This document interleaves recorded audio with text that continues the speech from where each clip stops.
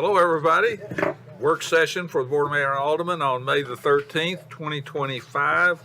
Let's call the roll. Alderman Barnhill. Present. Alderman Blanton. Here. Alderman Caesar. Here. Alderman Peterson. Here. Alderman Berger. Present. Alderman Brown. Present.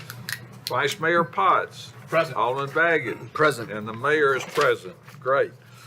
I have, the next item is citizen comments for items not on the agenda. I have speaker cards, but they all have agenda items, so we'll go right on to item number 1. Discussion of the master draft plan for Creekside property with Kimberly Horn and Associates. I do have one speaker, and I'll ask him to come up after staff's presentation.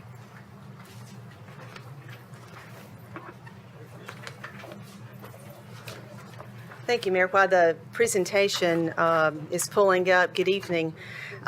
With me this evening, I have Alicia Eli from Kimberly Horn, who is our consultant for the master plan for the Creekside property. As part of the master plan, several months ago, we partnered with Friends of Franklin Parks in order to have a very high-level scope. Nothing specific in the master plan is for construction, but to take a look at from a planning standpoint. And we've met with several groups, including historic zoning and others on the property. One of the questions was to consider what our 44 acres would look like. How would we connect to the Machatcher multi-purpose trails? How do we connect to Roper's Knob? And so in the future, this kind of is a higher level along with to the parks of the park at Harlansdale. And so I'm going to ask Alicia if she would come up, kind of present, and I'll bring up the presentation for you all. And then the Executive Director, Tori Barnhill from Friends of Franklin Parks is here. She'd like to just speak from their standpoint, just a few points as well. But we'd like to hear your feedback, ideas, and then our goal is to finalize this master plan along with while the city is negotiating the purchase of the other 3 acres of Creekside.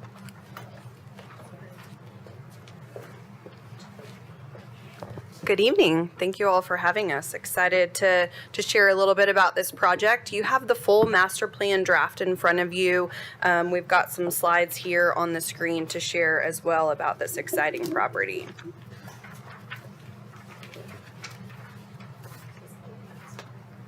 It's okay. All right, perfect. If you want to click to the second one. So here's the highlight of the vicinity map. So this property, if you're not familiar, is located between downtown Franklin and Cool Springs. It's right there on the southeast corner of Machatcher and Franklin Road.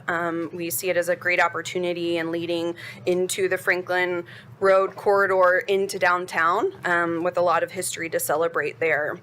And a lot of opportunities, as Lisa mentioned, that we'll share in a minute about connecting pedestrians and vehicles across the city as well. I'm going to click the next slide. Here's a couple of images if you've not driven past as you come south into downtown from Machatcher. Turning onto Franklin Road on your left-hand side, this beautiful building here with lots of history, a home that we believe was built in the 1840s, remains one of the best preserved antebellum homes in the county that we're excited about to celebrate. A lot of architectural elements, a lot of features, the porch that are unique to this type of structure. Here are a few other structures on site as well. Although there was some ownership changes, they've all remained in good quality, worthy of saving and protecting throughout the site. So the barn is the image there on the upper left of the screen. The bottom left is a spring house that's very exciting, has some neat materials there. And then the garage there to the right from one of our many site visits with staff and others. Here are some natural features. As a landscape architect, some of the most interesting for me. The image on the left, you can see a little bit of stonework just past the tree there. There's a historic bridge. The railroad is up high on this site, and so the stream is crossing under that. That's the one under crossing that exists near or on this site, and so a great opportunity, we think, for future pedestrian connectivity. A lot of architectural interest in that. On the upper right, a lot of great, beautiful trees worthy worthy of saving and protecting throughout the future plans, whatever they may be. And then on the bottom left, there are a lot of open space areas on site for both parking and other programming options to be considered in the future. So here's the connectivity map in light green, as Lisa mentioned. Kind of the closest connectivity opportunity is connecting with multi-use paths or greenways to the existing Mac Hatcher multi-use trails there, just to the north of the site. We also have Roper's Knob to the right of us. That would be a very exciting connection to have from a park system connectivity. We've got the beautiful Harlansdale Farm that we're doing a lot of great improvements to there, just to the southwest of the property. And then we also have 54 acres to the direct west where it says City of Franklin property there for future connectivity opportunities as well. And then further south onto Bicentennial Park and other park system connectivity opportunities that we're excited for. This concept shows existing conditions on site. There's a lot of utilities. We've got water in the road running along Franklin Road. We've got sewer, stormwater on the south end. You can see a couple of existing structures. We've talked about the existing house, the barn in the back, the garage, the spring house to the south there as well. And then we've got some open space as mentioned, as well as a lot of mature tree areas that provide some good shade opportunities as well. You can see on the bottom right of the image the railroad there. We see that both as an opportunity and a constraint as we look forward to connectivity, but you can see where the Spencer Creek passes along the railroad is where that bridge structure I was showing you there. And then the big red arrow is the existing driveway that exists currently providing connection to Franklin Road right now. So not only do we see pedestrian connectivity opportunities outside of the site, but also inside of the site. There's a lot of history to be celebrated, a lot of Civil War, a lot of dairy agriculture history on site that can be provided with children's story walks, other signage and wayfinding opportunities to tell a story on this beautiful property. And so we've outlined some of those opportunities in pink there on the property and then beyond. And then last but not least, the vehicular circulation. Due to the historic and aesthetic nature of the property, we think it's very important to consider minimal impacts by vehicles on the property. The main kind of northern side of the blue dash is where the existing drive is today, and we're proposing that that would sort of connect to the northern property that the city owns for future parking there in the gray box, but out of sight and out of disturbance of that front elevation of the historic home, we think is very important. With the small dash line in the rear, we think there's an opportunity to provide some close ADA, limited number of parking spaces closer to the home with that connection as being the main route there. And then that road, the blue dash line to the most southern part of the property, in the future, potentially aligning with the Daniel McMahon lane as well for the city to consider for a safer vehicular intersection at that point versus the existing driveway that's on site today. So that's just the highlights that are in the master plan in front of you, and happy to hear feedback or answer any questions. Let's hear from Tori Barnhill and then Bob Ravner.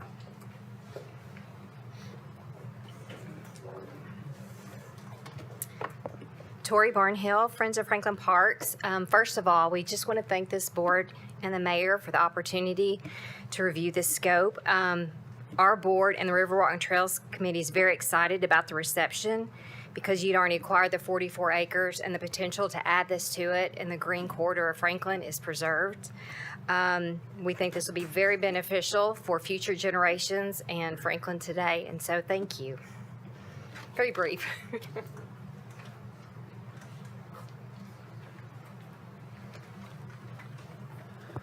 Bob Ravner, 3rd Avenue South. Well, I'd also like to echo my thanks for your support for this effort.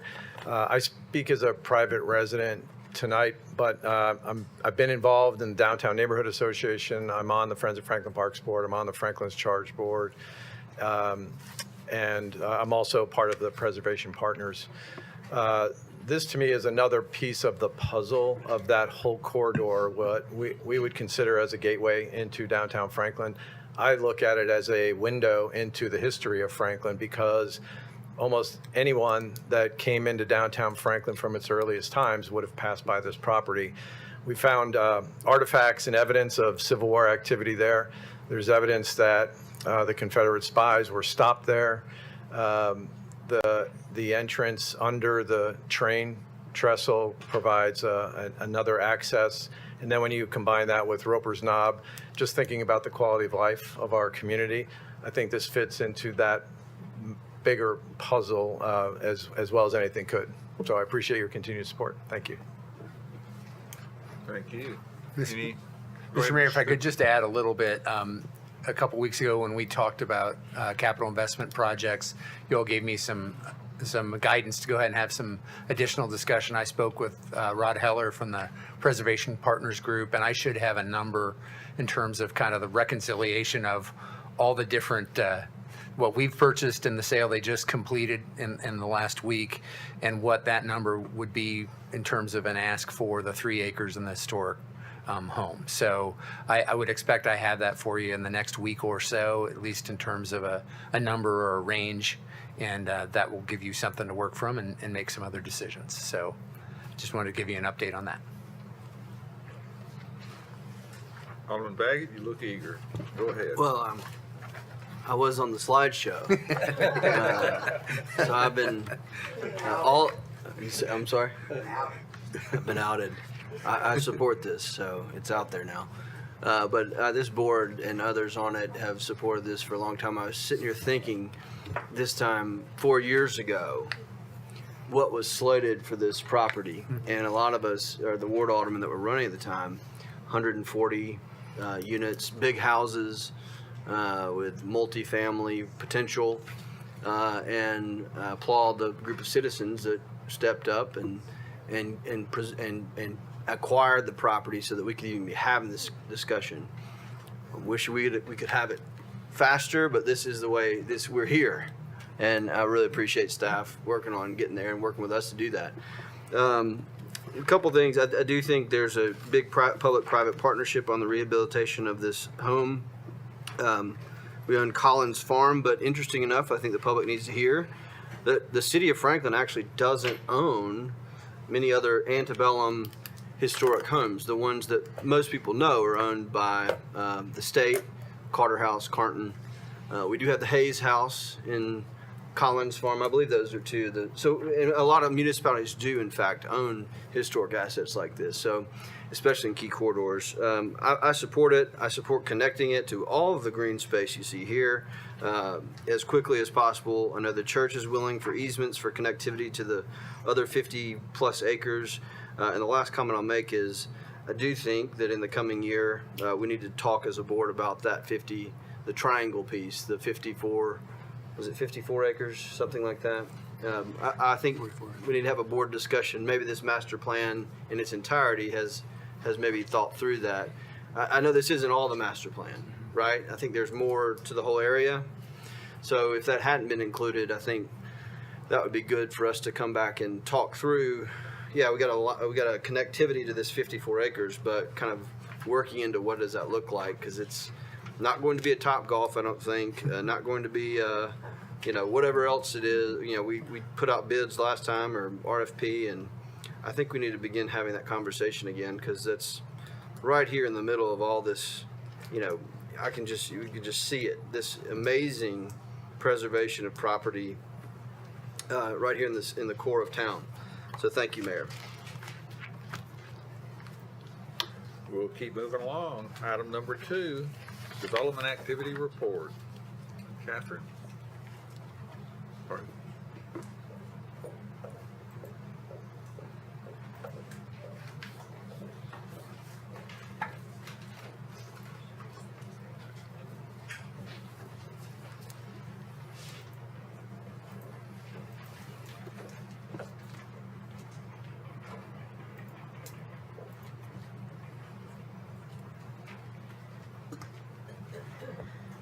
All right, good evening.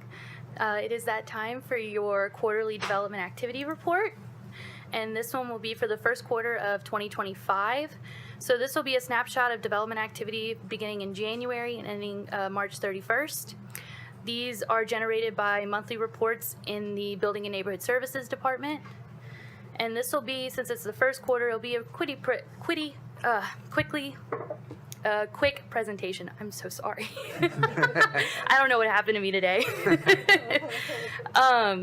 So for 2025 first quarter, we had 1,753 permits issued, and of that is 273 dwelling units.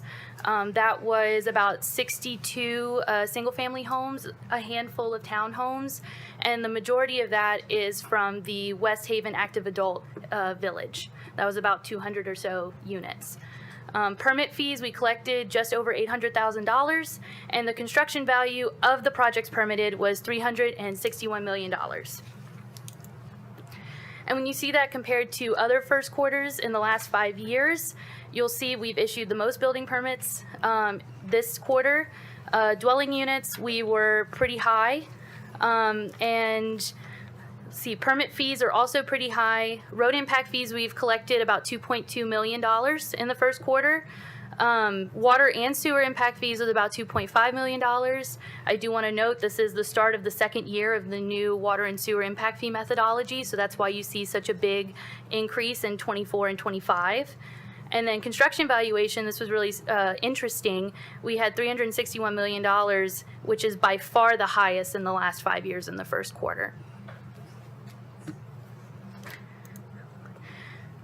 So just to summarize, the first quarter of 2025 remains a high level of development, and I do want to note this tends to be the Building and Neighborhood Services slow season. The winter months, they're not really seeing as many permits being issued. And the developments of note, I've already mentioned the West Haven Active Adult Community, but also In-N-Out Burger permitted their office space. So that was the other really big development in the first 3 months. And as always, we will continue to monitor the activity as the year progresses. As you all know, with only the first 3 months, we can't really establish a trend for the year. So I will come back at the end of the second quarter with a mid-year activity report and also the fiscal year numbers. So with that, I'm happy to answer any questions. Any questions for Kathy? I'm sorry, Alderman? You said no state's done by the numbers. With that sewer water impact quite a bit. Okay, we'll keep moving along. We'll go to item 3, which is City of Franklin Contract 2025-0125 with Toll Brothers, Inc. for Parkland Impact Fee and Construction Agreement for Magnolia Green Subdivision. Happy to answer any questions you may have. Any questions on that? We'll keep moving along. Item number 4 is Resolution 2024-2029, Consolidated Plan in the first year annual action plan and authorizing a request for Housing and Urban Development Community Development Block Grant Fund. Any questions for Kathleen or Mr. Marsh? Okay, good report. Item 5 is Resolution 2025-24, adopting a plan of services for the annexation of property located west at Hillview Lane and north of Coleman Road at 1247 Hillview Lane by the City of Franklin. Established public hearing June 24th, 2025, and we'll also be, if it's okay with you, Joey, we're going to do 5 and 6 kind of together. We can do the 4 items together. You like all 4 together? Yeah. Okay. That'd be easiest, Shall I continue to read? if you wish. Okay. Item 6, which is the annexation of said property. Item 7, which is the ordinance to zone the property. And item 8 is a resolution approving the development plan for Harlan PUD subdivision with only 15 modifications of standards. Yes, Take thank it away, you. Joey. Thank you. Yes, this is for the Harlan property at 1247 Hillview Lane. The first item, the plan of services, outlines how services are to be, or how the property is to be served by the city services.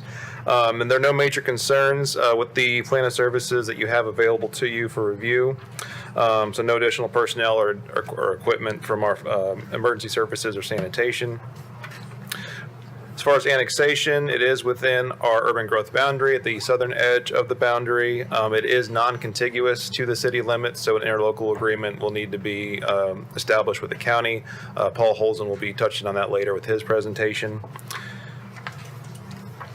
The zoning, this is in the Village Green design concept in Envision Franklin. It's kind of the first major plan with this relatively new design concept, Village Green, which does recommend 70% open space and offer a variety of housing types within the development.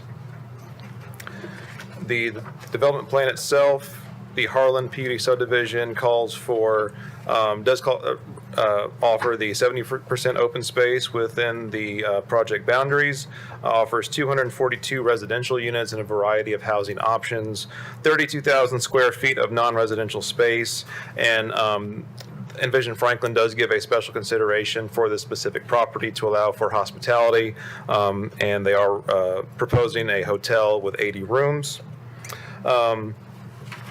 And as Mayor Moore mentioned, there are 15 modification of standards, which is the current record. Lucky us. So here is the quick reference guide I handed out, which kind of shows the various modifications, kind of summary of them, as well as a color coding of how staff is recommending. So the red means we are recommending disapproval. Green means we are recommending approval as written. Yellow means we are recommending approval with some minor tweaks to the language, and those are accomplished through the conditions, staff conditions that are accompanying the development plan.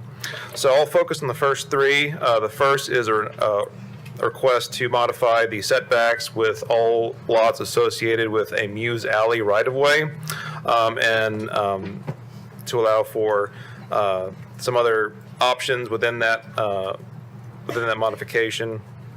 The fire department had the main concerns about this particular modification of standard, just because that would allow for more people to potentially park in that alley to a point where emergency services could not access these homes, and they do not have, this is the only access for these homes.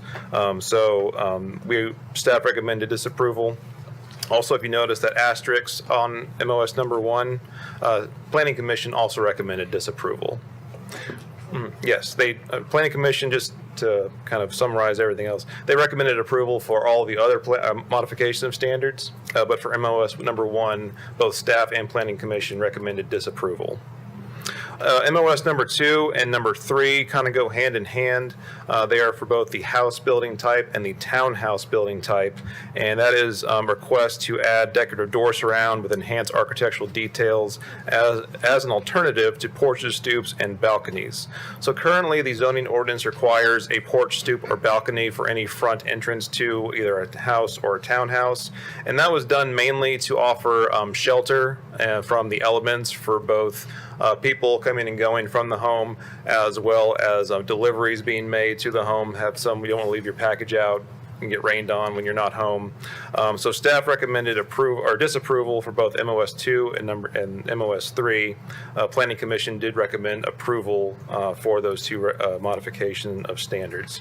So I know this is quite a big project and quite a lot of modification of standards. So if there's any others in particular that you would like some more information about, I'm happy to go over those. Why don't you just keep running through them very quickly? Okay, sure. So the MOS number 4 is a request to reduce the finished floor elevation to be at grade when the home is used as a live-work configuration for townhomes. We are recommending approval. That has been approved in the past. MOS number 5 is to allow up to 4 ground floor units to be accessed from a central entry and internal corridor. We are recommending approval just with some additional language. Make sure that's in scale with everything else that you would find in the area and in the city. MOS number 6 is to allow buildings within buildings, or allow buildings to be oriented at an angle from the frontage. This is limited to a specific lot on the property, so we are recommending approval.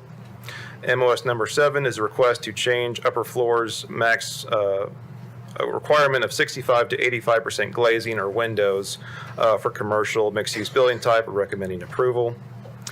Request to remove the required transom above storefront display windows. Again, we're recommending approval. They provided examples of downtown Franklin where transom windows were not there, and it still looked very presentable, very nice. We're recommending approval. Request to allow a singular rural path or a combo of a rural path and sidewalks on the opposite side of the road. Again, this is limited to 1 or 2 specific lots on the property. MOS number 10 is a request to utilize City of Franklin minimum parking as identified within the Central Franklin overlay. So there is reduced parking standards for businesses and uses within the Central Franklin overlay because it is more of a captive use scenario. You have people coming and eating at restaurants and stores, so there's that shared parking factor.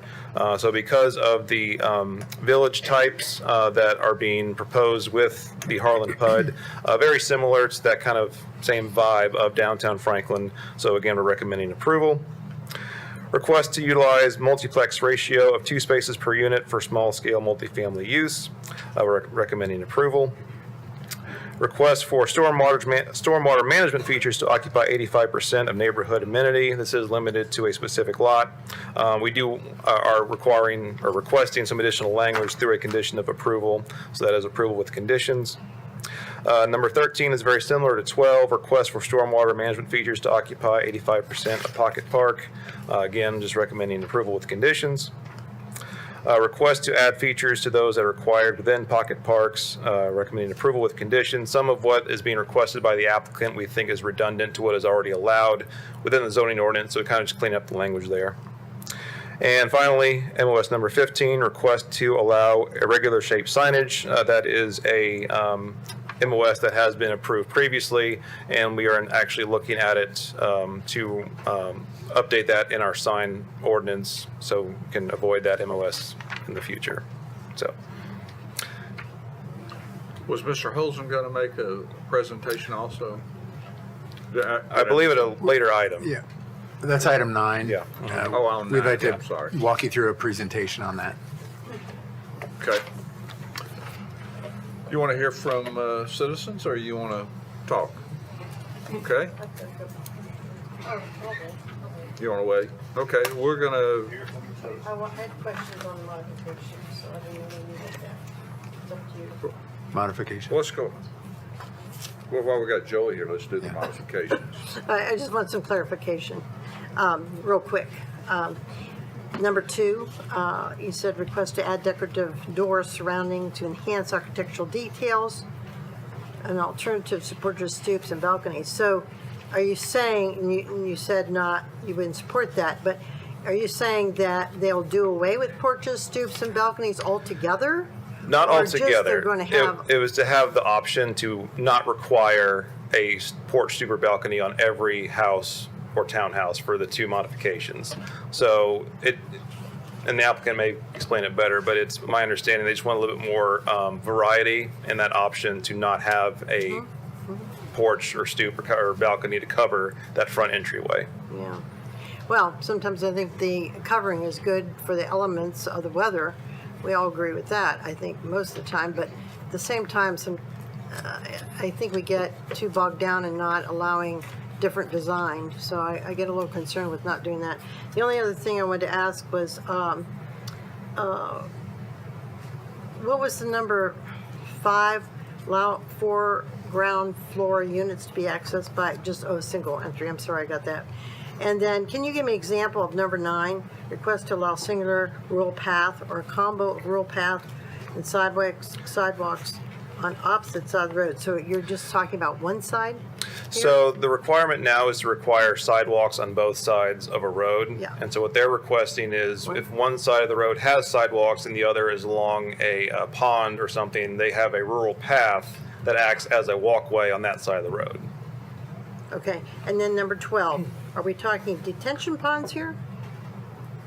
No, the stormwater management features is, it could be like retention ponds, but then they would kind of spruce them up, so to say, similar to what West Haven has, kind of at the front of their. I'm getting a little concerned with these detention ponds because they're a big headache They have a lot of maintenance to them, and I think we're going to have to look at something alternative to these retention ponds in the long term, because I don't think they're sustainable for communities to keep up all the time. So I just want to mention that, but I wanted you to clarify that. Thank you. That's all, Mr. Mayor. Just to say though, these ponds, they're pretty big pieces of water there. They're not just a real small thing and everything. And so they do kind of look like a real lake there. Well, they're a retention pond versus detention. Retention just, it goes out, but detention pond, it would stay in. So if it's a detention, then it needs to have some water feature where it keeps the water moving and everything so it doesn't get stagnated. There's a lot of issues with that, so we can talk about it later though. Thanks. Yeah, Ann. Anybody else ready to Good. hear from? Okay, I'm going to ask the following to line up, and you have 2 minutes each. Gene Lovell, Rob Dodson, Blair Garner, Greg Gamble, and Adam Balash. And Greg Gamble and Adam Balash are the applicants. Go ahead, please. So first of all, thank you for letting Say us. who you are. So. Oh, I'm Gene Lovell, and I live on Hillview Lane. Thank you, sir. Appreciate the opportunity again to be here with you guys. I'm confident that most of the presentations involving new developments, really come down to 3 big areas: the density of development, the infrastructure, the supporting infrastructure, and the traffic. So I got, do y'all have your little handout? We decided to do a little handout tonight because we want to talk about some Boyle developments that really worked, okay? And why did they work? So the first one, if you look at Berry Farms. Berry Farms was a real success, but look at this. It's bordered by I-65, Paytonsville Road, the Goose Creek bisects, and then 431, Lewisburg Pike. You've got amazing ingress and egress right there. And a great development by the Boyle Company. Another Boyle development is the McEwen North Side, and it's a great success. And why is that? Look at how it plays out. It's bordered by I-65, Cool Springs Boulevard, and McEwen Drive. So you have great it's just right on top of these roadways. Then you get to another Boyle development, Meridian Cool Springs. And perfect location for a development like this. I-65, Cool Springs Boulevard, and the Carruthers Parkway. And so now, if you look at the Harlan Farm, it's at the end of a cul-de-sac on a country road. I mean, there's no ingress. Stay up with the mic if you would. I'm sorry. So it's a unique situation compared to the other developments that made sense. So there's so what I'll say too is that our concern obviously gets down to that and the traffic. And in 1968, I got my driver's license right here in Franklin. The population of Williamson County in 1968 was 25,000 people. Today, in 2023, the population was over 270,000 people. Columbia Avenue in 1968 was 2 lanes. Today, it's 3 lanes, but that's a massive increase in the number of people here. And I know there are traffic studies and stuff like that, but I mean, a lot of this just isn't making sense. So maybe there's a time, but I don't think now's the time for, maybe there's a lesser density. But again, I'm very, very grateful for the time to present that. Thank you.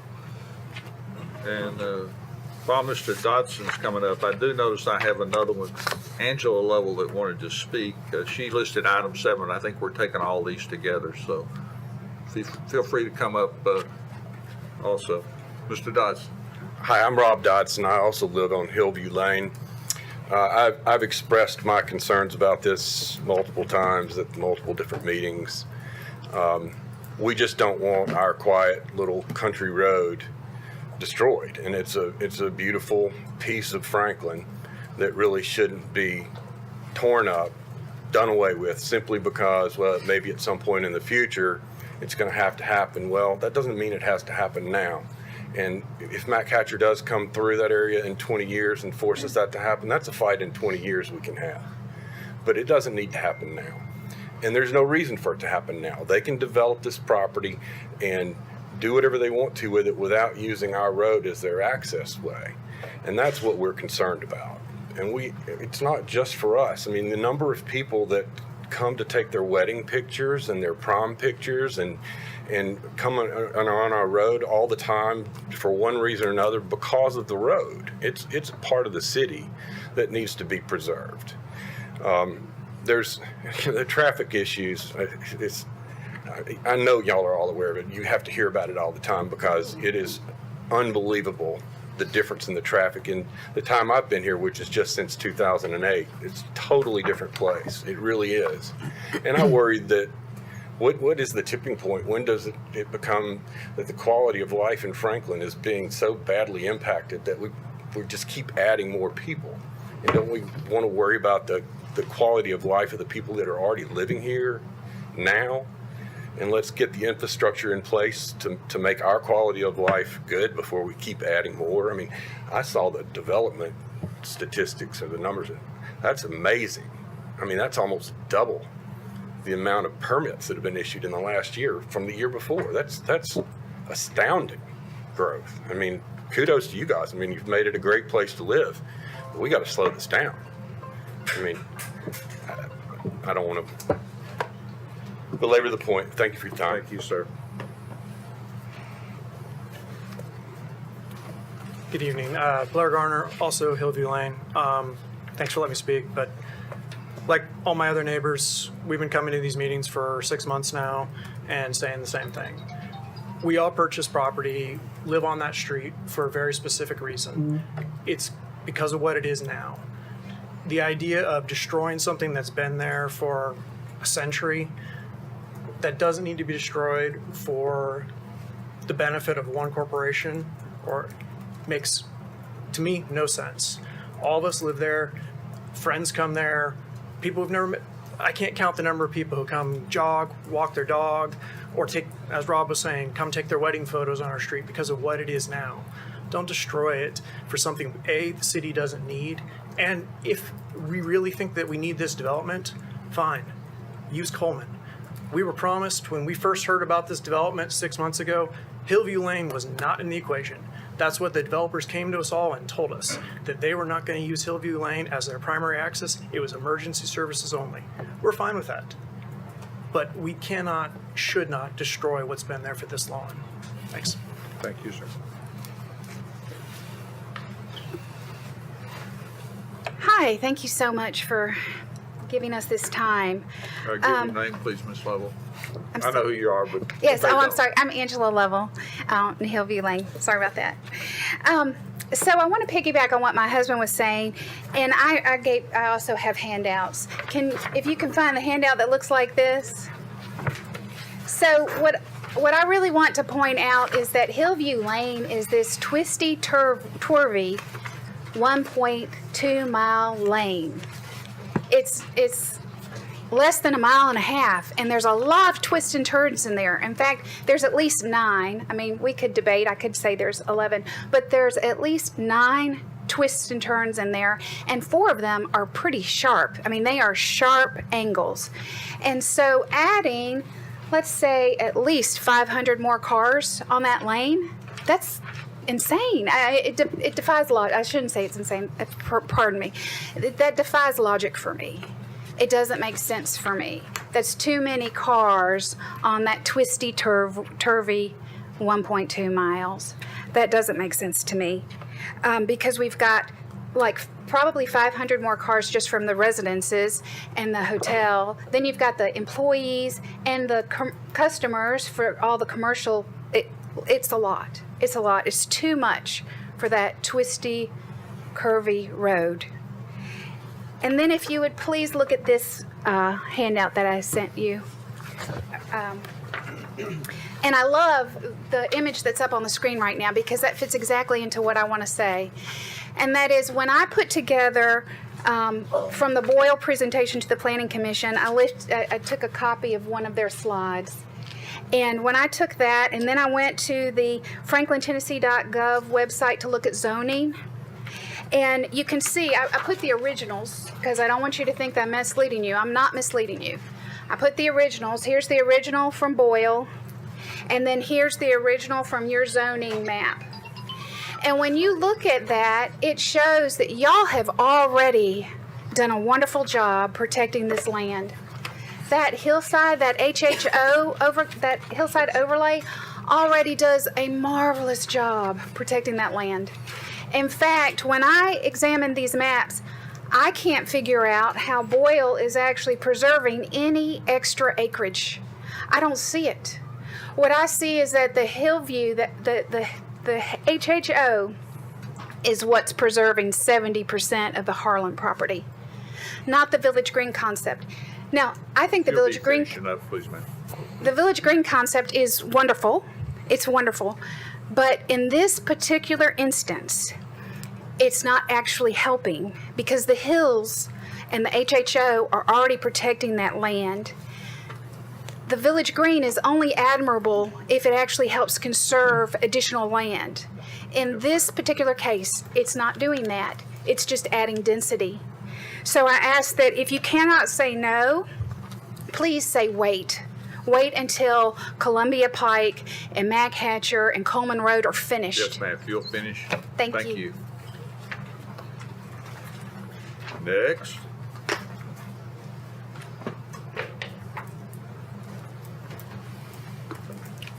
Hi, good evening. My name is Adam Balish, and I'm here as the applicant along with Greg Gamble, our consultant. Happy to answer any questions, but first wanted to say a few brief words. Really appreciate the opportunity to speak tonight and to hear from some of the neighbors and residents. We've been working, we think, or thought closely with them throughout this process, as well as some other interested parties. But as you all know, we too are residents and investors here in Franklin. Myself and my family have made Franklin home for 20 years. We really appreciate and respect the city's desire and push to put infrastructure first, to handle infrastructure in manners such that the projects that the gentleman mentioned earlier that we've built out. Those projects and mixtures of uses are entirely different from the example that we're talking about tonight. But in those cases at Berry Farms, we took a 2-lane road and widened that to 11 lanes. We worked with the city and the state to make roadway improvements alongside of the developments to make sure that the developments were handling, or I'm sorry, the infrastructure around the developments were handling the additional load in the time manner that's possible. In this project, we're happy to be working with the Harlan family, a family that's lived on that road longer than any of the residents that you've heard speak tonight combined. The project that we are proposing is less density than it is currently zoned for in Williamson County at 1 unit per acre. What is before you all tonight, coupled with the project that will shortly go before the Williamson County, is 0.67 units an acre. Would ask for any of your all's memory and when the last time a project came through Franklin and was less than 1 unit an acre net density.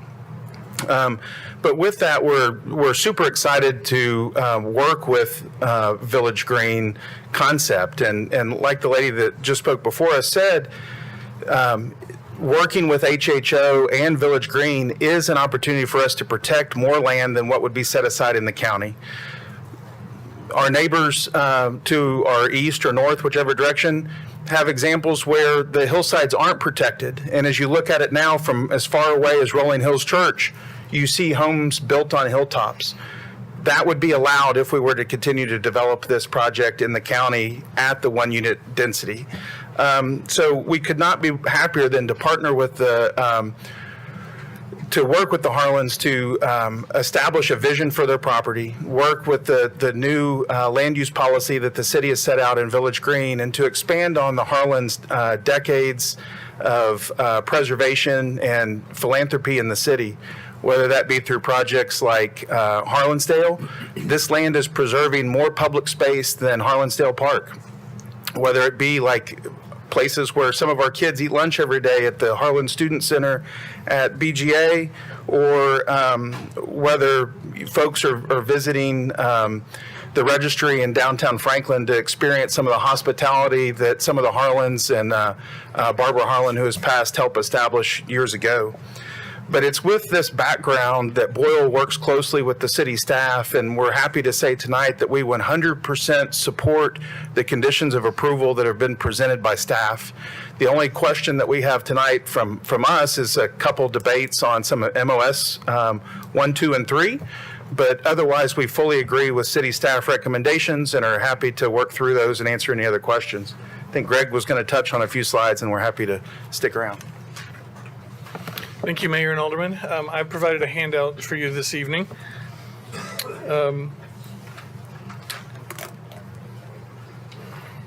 The first page of this handout shows the roadway network within this area and the roadway improvements that are being proposed. You know our master plan, you know our intent to partner with the city of Franklin in preservation. You know that this property is currently under regulation by Williamson County, not annexed into the city of Franklin, and that with the annexation into the city of Franklin, the HHO preservation is applied. And then my client is asking for the annexation so that those regulations of preservation do apply. It's the preservation of land that makes this proposal in front of you tonight so special.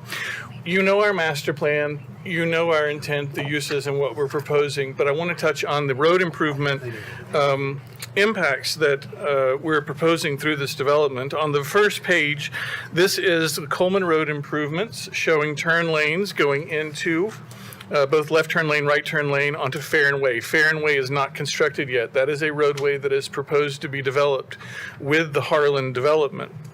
You see that the current levels of service at this location on Coleman Road are levels of service B and A in 2029, B and A in 2032, and B and A in 2037. Obviously, adding turn lanes, getting vehicular trips into those turn lanes will allow that road to operate as it does today. On the next page, you have the, before I go any further, that improvement is where the water line will be extended to the north. It has to be done in phase 1. There's a condition of approval that this road remain gated until it's completed. That's the intent. It's to be completed in the first phase prior to the first homes being sold. It really has to be. On the second page then, we have the improvements at Coleman Road and Henpeck Lane. There was a lot of analysis done on these two roadways. At the Joint Conceptual Workshop, we showed the realignment of Henpeck Lane, creating a four-way intersection. It was evaluated by the traffic engineers and determined that synchronized signals is a better solution than a four-way intersection in this location. In the existing condition, unsignalized, you see that there are failing movements from Coleman Road onto Columbia Avenue and from Henpeck Lane onto Columbia Avenue, both in the AM and PM peaks. You see that in 2032, just 8 years from now, traffic on Coleman Road backs up 3,048 feet for the turning movements. You see that on Henpeck Lane, it backs up 1,654 feet. This intersection is a major problem if it is not corrected, and Harlan is bringing you a proposal to do just that. With the coordinated synchronized signals at Coleman and Henpeck, in the AM peak hour movement on Coleman, you see that we now have levels of services A and D, and in the PM we have levels of service E and C in Henpeck, reducing the weight and the stacking distance at that intersection significantly. Those are similar results in the PM peak. This is an accident prone intersection. The traffic signals add a greater level of safety. On the next intersection then is the McHatcher and Columbia Avenue improvements. Right now, you have one lane going north, one lane going south. You have one lane going east and one lane going west. This proposal adds 2 lanes for every movement. There are currently 2 lanes that are turning from Columbia Avenue onto McHatcher Parkway headed eastbound. That's the only movement with 2 lanes. This provides full 2-lane movements. You can see that in the 2032 background and projected improvements, it remains at a level of service D. That assumes Columbia Avenue is improved. But improved. Columbia Avenue is improved by 2032. And with the full intersection improvements, it remains this level of service D consistent with what it is today with the Harlan improvements. These improvements at the intersection of McHatcher and Columbia Pike, the extension of McHatcher Parkway, the improvements of Hillview Lane within the Hillview Lane right-of-way must be completed prior to the first certificate of occupancy of Harlan. The improvements on Hillview Lane are consistent with the TDOT study, the context-sensitive design study, leaving the tree tunnel as a pedestrian corridor. On page, yes, ma'am. To be built by who? At that By time? Boyle. This showing 2 lanes being extended from the intersection to this point here must be completed prior to the first certificate of occupancy of Harlan. Okay, so who is going to construct that? Boyle. That's what I thought, but I just wanted to hear that, because if we're expecting the state to do it, that's they're not going to do it. That's right. That's right. These improvements that we're talking about here are Harlan improvements. Okay. So then within the existing Hillview Lane, this is on page number 15, we are building this road to city standards. If you look at the map on this screen that's up here on the TV right now, and you see the words Hillview Lane, that W right there, that is kind of the pinpoint where the city of Franklin's current right-of-way is on Hillview going eastbound to Columbia. From that W going westbound is county. So the city of Franklin already has about 3,500 feet of Hillview Lane that's within the city limits, that's under the maintenance obligations of the city of Franklin today. What we're talking about now is constructing safety improvements and a pedestrian sidewalk from Harlan all the way to Target, all the way to Columbia, and providing a safe route for pedestrians along Hillview. Building safety improvements along Hillview that meet City of Franklin standards. The following pages for your reference over the next few weeks as you're reviewing Harlan, these are our modification of standards. We've provided some photographs. These are not new. This is all within the development plan. This is not new information. We just wanted to make it convenient for you to review. And we're happy to answer any questions that you may have.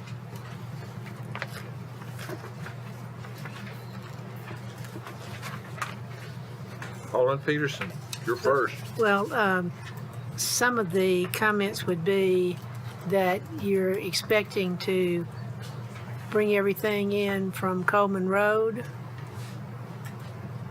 starting on Coleman Road and having all the traffic come from Coleman Road up to that Barron or whatever it is.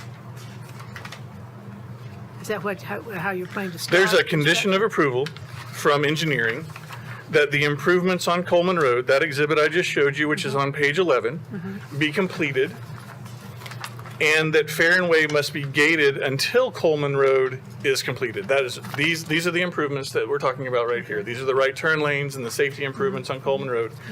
It is with full intention that this be constructed in phase 1, that this be completed. We have a water line that must be extended up Fair and Way. We're going to be using this as our construction access easement. We find it to be as critical to make these improvements as the engineering department does. And so you're saying that that will be your access for construction? Absolutely. Adam, if you want to reiterate, yeah.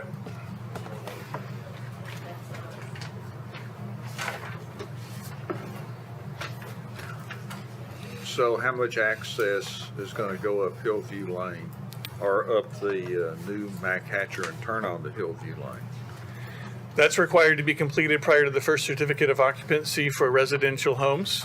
We do expect there to be pedestrians, bicycles that are making their way to shops and to restaurants, and we do anticipate there to be automobiles. In the traffic study, the AM peak hour contribution was 40 vehicles for the peak hour at McHatcher, the intersection. Go ahead, Alderman, Vice Mayor. So just to follow up, I'm on page 15 where you've got the illustration of the sidewalk. would you just reinforce, as I'm kind of toggling back right now to slide 13, you've got the multi-use trail along that's going to run adjacent to the Mack Hatcher that Boyle is going to be building after Alderman Peterson asked that question. But when that multi-use trail connects to Hillview, would that multi-use trail continue the entire length of the road all the way to the development? Sure. And then would you talk to also the connectivity as it would relate to Farron Way as well? Greenway Trail locally. Yeah, no, happy to answer that and piggyback on some of these other questions with regard to the mayor's question with regard to traffic split. We've been working very closely with engineering, the third-party traffic reviewer that is part of this process as well. Believe the split for traffic is approximately 50-50 on what the city has asked us to model that goes towards Hillview Lane and what goes towards Coleman. So I'm not sure we totally answered your first question, Mayor. But with regard to construction access, what we have told the neighbors, what our intent is, water and electricity for this project have to be brought from the south to the north. They're coming from Coleman Road. It does not make any sense for us to extend those utilities almost a couple miles from Coleman Road into this valley without constructing a roadway to grade for those utilities to be in the roadway. So our intent is for all construction activity, for vertical construction, when construction starts, for that to be pulled off of Coleman Road. We would sign Hillview where we can and try to police that as much as possible to prevent construction activity from coming from the north to the south, if that makes sense. I think my question, I understand, I appreciate your explaining the construction period, but my question really related to when this project is completed, what's it going to do to Hillview Lane? I mean, are you going to make all your people go out Coleman Road? As of right now, Hillview Lane is a public roadway. We are making safety improvements that have been suggested and asked for by the city engineering department. As of right now, there are no capacity concerns that we've heard from any consultant or anyone at the city as it relates to the capacity for Hillview Lane traffic. Hillview Lane right now is a wider road than Lewisburg Pike, as an example. What we're proposing in follow-up to Mr. Potts' question is there are guardrail improvements to help improve the safety on the existing Hillview Lane. But then currently there is a roadside ditch of approximately 8 feet on the kind of upside or hillside side of Hillview Lane. The proposal that's in front of you today that we've worked through engineering with is that ditch be filled in, that become a underground storm pipe, and there be an 8-foot multi-use trail that is, call it a sidewalk that has a curb and gutter, and a trail there to help protect safety and as well as give a secure place for pedestrians and bicyclists to maneuver. That trailway will go from Tractor Supply. Forget who exactly said it earlier with regard to the photos that are being taken on Hillview Lane. That will still continue to happen. Better yet, that will now be a public park for anyone to participate for graduation photos or family photos or whatnot and become part of Winstead Hill. But that bike trail would start at TSC, go down what is currently affectionately known as kind of the tree tunnel, where it would tie into this bike trail that would replace the current roadside ditch. That goes all the way to, that bike trail goes all the way through the project and would extend all the way to Coleman Road. It's approximately 2.5 miles of bike trail from Coleman Road to Tractor Supply, if that makes sense. So hopefully that answered your question, Alderman Potts. Yes, sir, it does. Alderman Bland.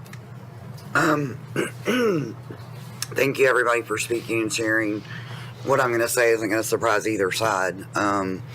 As we've maneuvered and talked about this project, I have a lot of history with Hillview Lane, from childhood girlfriends spend the nights to Sadie Wade and Dawn Wade, and I could go on and on and on. And I do believe that Hillview Lane is one of those really unique roads in our community that harkens back to a simpler time.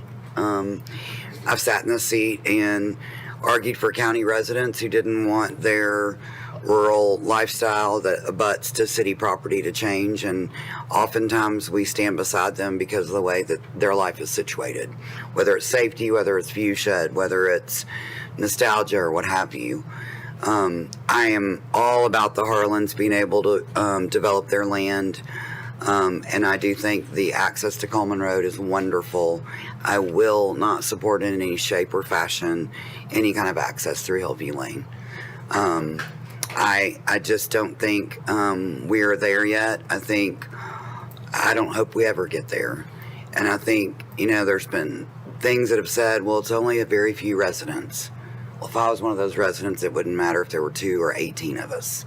It's important. And I know that it's also been said, well, then if we push that on Incinerator Road, how is that any more fair to them? I get it. I can't support removing what we have there. But on the other hand, I will bluntly tell you, I've had the same conversation with the neighbors. I understand, but what you need to understand is that when Harlan is built, and I do believe it will get there, you're going to have people that want to use your Shangri-La as their walking path. And you can't stop that, and that's understood. But having people who enjoy that as an amenity for a very few residents is a lot different than adding multiple hundreds of cars onto a road that has been that way as long as I've been a little girl. So we've got an annexation, we've got a county road, we've got parts that are going to be city, and it's a really hard one. But I can't support the demise of Hillview Lane and as it stands today. Alderman Barnhill.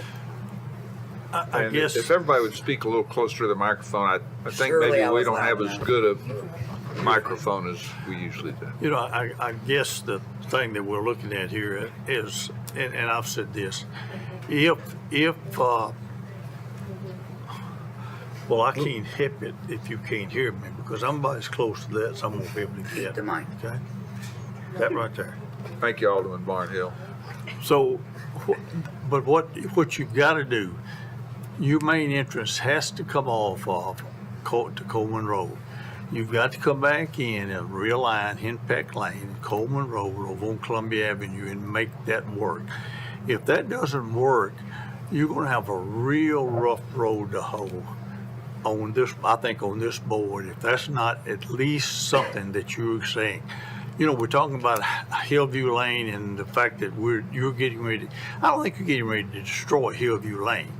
I think that's one of the amenities that you'd be looking at if you were to develop the Harlan property. And what concerns me is not necessarily, let me put it this way. What concerns me is somebody that owns a piece of property, been in their family for decades, and they're not able to maximize the use out of that piece of property. That somewhat concerns me. And that's basically what we've heard here. I don't think we've heard anybody say too much about the thing. I think they've been concerned about Hillview Lane.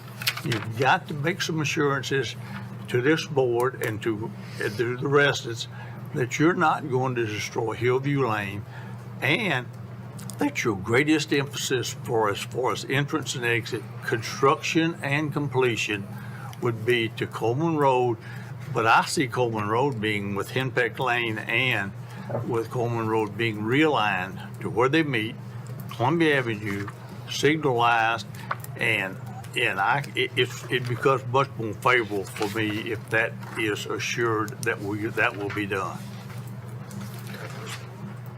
Can I respond to that? Yes. Just want to reiterate our commitment to follow the recommendations of approval from city staff, which is to fully construct those main entrances from Coleman Road and make the off-site improvements in the manner as laid out. If that needs to even be suggested to be accelerated, I think right now they are being asked for before the first CO for the Mac Hatcher Hillview Lane intersection. And then as we've said, it's not currently a condition of approval. We would support it being a condition of approval if Coleman Road was a requirement prior to the first CO. That is not a current condition of approval. I just want to hear you all, have you hear me say we would be okay with that because that's what we're planning to do already. And then the condition is already placed with regard to the build out of Columbia, Henpeck, and Coleman. So, Alderman Baggett. Couple questions. Back to the count, because this is this is the traffic count at Hillview Lane. But first, this Matt Hatcher alignment, and this is where Matt Hatcher is going to go, right? Like that's TDOT. And I yes, think and the board has discussed this and revisited it in 17 and others. So this is where it would ultimately go. So, and I appreciate the residents who say that it doesn't have to happen now. I did hear that, and I do. That is something I'm considering. What I'm concerned with, and you said 40 cars, your development would impact that intersection. And I heard some comments from the gallery, but I'm curious if you could explain that a little bit more so that we could hear that, so that the public can hear a little bit briefly about what goes into that and how you figure that out, and then touch on my main concern, which is that this might be a easy access now for those coming west on Matt Hatcher, coming home to get to Coleman Road quicker. I believe that the development might actually only impact that intersection 40 cars during peak hour. That's just during that 1 hour peak. And it might be 200 over the whole day, but it's that the peak hour when you see backups, it's 40 cars in that hour. I believe the development I have that. What I worry really about is PM peak and this is a cut through.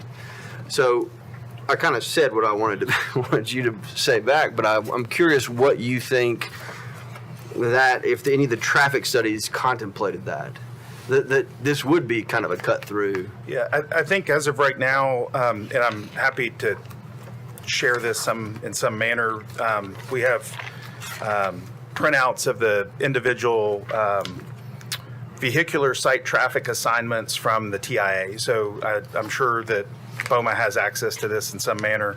Well, we didn't actually. So I would love that. Not because you didn't provide it, but it just wasn't in our packet. Sure, and it may be that Paul's addressing some of this in a later presentation. I'm not sure. Should I wait on this response? No, good. But as of right now, similar to somebody cutting through, and this is maybe an extreme example, but somebody cutting through West Haven to get to Old Hillsboro from Matt Hatcher or 96. We have not, as far as the traffic studies go, we have not been asked, or it's not been suggested by any of the consultants that this will become a cut through from Matt Hatcher to get to Coleman, because of the intricacy of once you get into the village, that it's start and stop, and that yes, there may not be sit still traffic like you have on Columbia or Matt Hatcher, but it may be worse as you go through a village and you're waiting for pedestrians to cross and things like that. So as of right now, it's not been suggested that this be cut through, if that makes sense. Yeah, and as Greg mentioned, school traffic is south of our entry, so it would, from a cut through at peak hour, maybe not be quite as impacted. The statistic that Greg was mentioning earlier with regard to peak hour, again, and we heard some people kind of scoffing in the audience, this is a peak hour traffic. We're not saying 40 cars are being added to out the entire day. What as you all know, levels of services are based on are the peak hour movements and what those additional cars may or may not be that are added. What we've heard recently was that Matt Hatcher Southeast is being discussed for potential funding, and is being discussed in kind of the early 2030s range. What we had been asked to model as part of our traffic study is a 2032 full build out. At that time, the additional phase, we have it broken into kind of phase 1, phase 2 from our traffic study.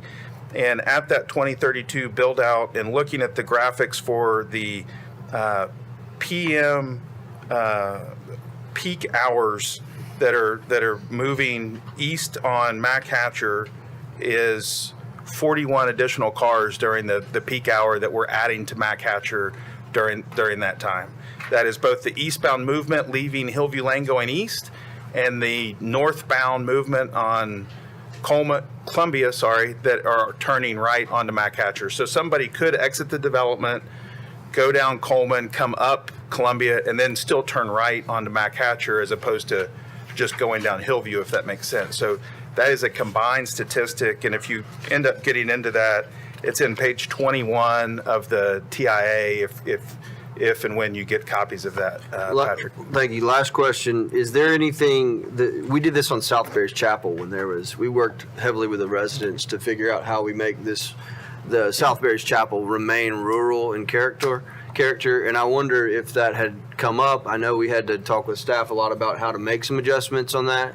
What I don't want for sure is, if this thing continues, is that we turn that, part of like South Bears Chapel, if you make it a complete city street, then you do lose a lot of that rural character. And I know that there have been, keywords in here like rural paths and that kind of thing, but it looks like a curb and gutter sidewalk. And like, how are we going, and is there anything else that you would want to do, or that staff would allow us to do, or that we could, as BOMA, discuss to maybe make that more of a rural feel instead of it look like a full-on and curb and gutter?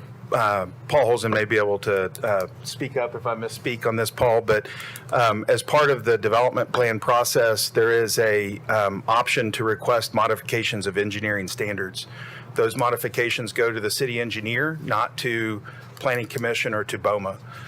In this particular case, for Hillview Lane, as well as some of the internal roadways, we requested modifications of engineering standards so that we are not building a traditional 50-foot City of Franklin right-of-way with sidewalks on both sides of the road, curb and gutter, and kind of full traditional build-out. That's within the development? That's what? That's within the development? That's within the development and Hillview Lane. Okay. So Hillview Lane had a requested modification of standards to remove the requirement to place sidewalks on both sides of the road with curb and gutter. So what is included in the development plan and has been worked through with engineering is a modification of engineering standards that would allow for capture the stormwater drainage that is in that current ditch, for that to be the curb and gutter to protect that. And then, as I mentioned earlier, fill in the ditch so that it's the bike trail. The outside edge is curbless, if you will, kind of keeping with the existing profile of the road, but we're adding a guardrail in places that don't currently have a guardrail. So we believe the road section that is being proposed is in keeping with the road section that is there today when you combine the ditch and the 26 to 28 feet of asphalt combined. And so that would start at Mac Hatcher and go south all the way into the heart of the development with that modification. The rest of the roadways, including the road that go to Coleman, are a modified ditch section with what's called ribbon curbs on the side. So it is not a curb and gutter section within a bike trail that's kind of detached, if you will, from the road curb and gutter. And so engineering staff, and I've complimented staff numerous times on this project to them personally, but cannot say enough for their cooperation in appreciating what I believe BOMA has requested with Village Green, and the fact that there's an opportunity to maybe do something a little bit different.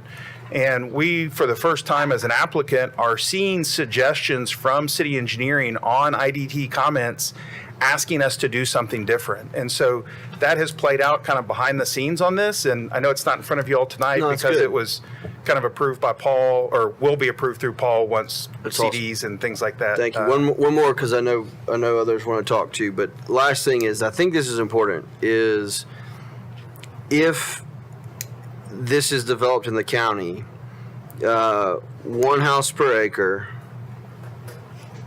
right? Yes, that's correct. You mentioned this Adam mentioned this maybe. MGA 1. And, this is what we kind of go back and forth with, or I do, is, and that's 311 acres, is 311 houses possibly. Now there's hillside protections there, but not to the extent we have. They have 25% slope you can't build on, but you could build on top of the hill if it wasn't 25% slope. It's really just a slope you can't build on the slope, right? And so I don't know if it comes out to be this amount of houses or not, but I don't know that they would require a Coleman Road access in the county. And this is largely circumspect.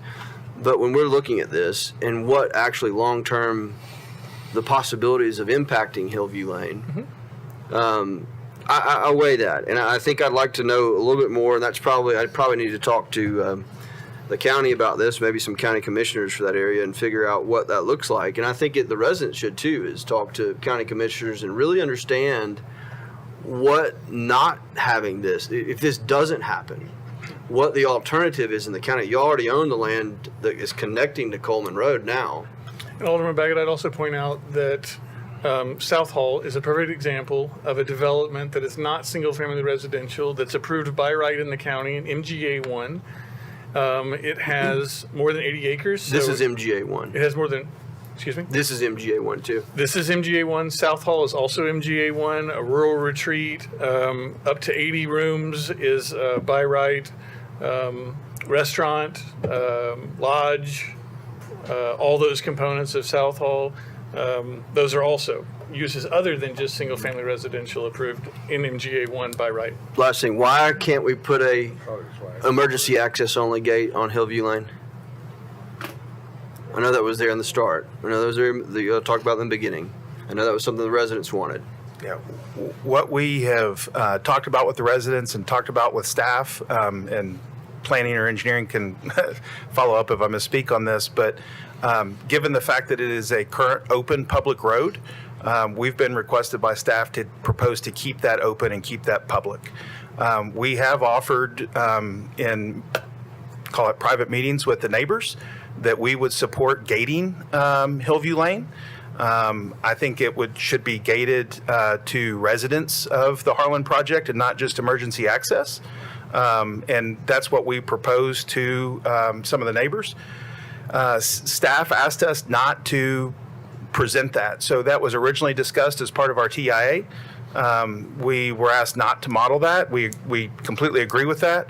And essentially, don't want to paraphrase, but the sentiment from staff was that if that became a requirement or modification by BOMA, we could certainly implement that, but that all of the underpinnings of the project were based on the current conditions, which are a public roadway and recommendations from staff. There are just a lot of the, and that's one thing is from the residents that I've heard is, and I do think there's a lot of unknowns, right? I think the Mac Hatcher, and this is the fourth word, so thank you for allowing me a little bit of more time to talk, but I think that my concern is just becoming a cut through, cutting that off for the residents and for, I know that impacts other aspects of the project, but like this is where we have to talk about it. We have no other opportunity as BOMA to bring up these things in public for everyone to talk about and to talk to you and for everyone to hear and staff to hear. This is the first time we've had this opportunity other than a joint conceptual, and so here we are. I know that might slow things up or this and that with the plan, but I want that to be considered. Thank you, Matt. Because if this does go forward, that is a big concern. I do think the Mac Hatcher being built is important, or that section, but I think that the cut through traffic is my biggest concern. I don't think that the actual 0.68 houses per unit is going to actually, destroy the lane, but the cut through traffic from Mac Hatcher could be problematic. So take that back and we can discuss maybe again. Alderman Brown. Kind of stepped all over. Let me try to figure out, let me pick a couple spots he didn't so I don't duplicate. I know, it's great. It's awesome. Good job. All right. Couple things. Alderman Barnhill said two things were really brought up, Hillview Lane and timing. We didn't really talk about timing, so I'll hit timing a little bit. But let me say on Hillview Lane, because I was going to mention the South Parish Chapel piece. The one thing about Hillview Lane, we improve it too much, especially with Target and Kroger, or is it Kroger or Publix, whatever, call it there. The reality is you improve it too much and don't misunderstand this as me advocating for less safe roads, but you improve something too much, you actually encourage travel. And with the shopping center down there, I think could have the unintended consequence of actually driving more traffic out of that development that way. So, but I do think that's a question, and it was a thought in my mind. It was South Berry's Chapel.